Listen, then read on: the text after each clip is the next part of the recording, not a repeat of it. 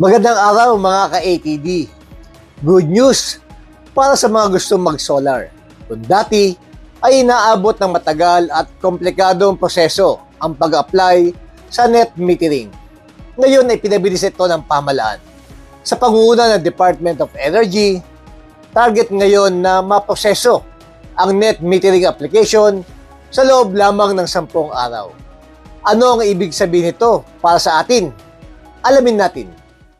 Sa ilalim ng bagong hakbang ng DOE at iba pang ahensya, pinapasimple at pinapabilis na ang proseso ng net metering, isang programang nagbibigay daan para ang mga bahay at negosyo ay makagamit ng sariling renewable energy tulad ng solar.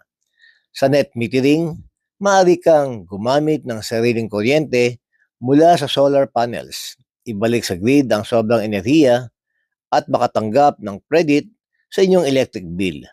Dati, isa sa mga pangunahing problema ng net metering ay ang mahaba at komplikadong proseso kung saan umaabot pa sa maraming requirements at matagal na approval time ang aplikasyon.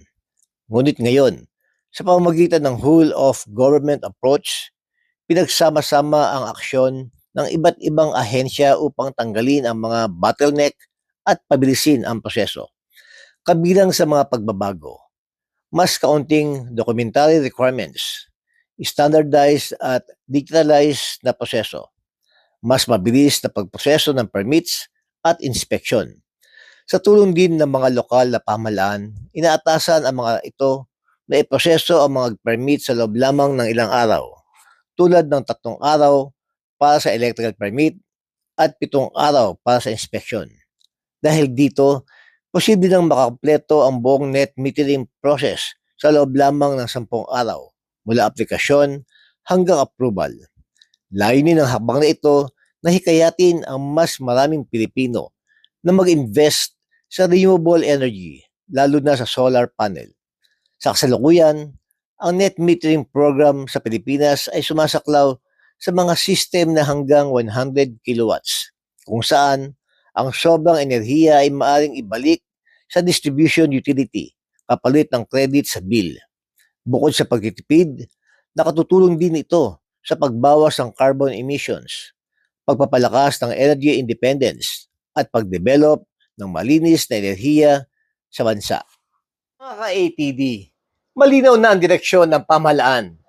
Gawing mas madali, mabilis, at accessible ang paggamit ng renewable energy para sa bawat Pilipino. Sa mas pinabilis na net metering process, mas marami ng pamilyang Pilipino ang magkakaroon ng pagkakataon na makatipid sa kuryente at maging bahagi ng malinis na enerhiya. Kung dati ay pahirapan kayo sa proseso, ngayon, mas simple na. Ako po si Arnold Divina at ito ang Aksyon Divina, Tatak Divina.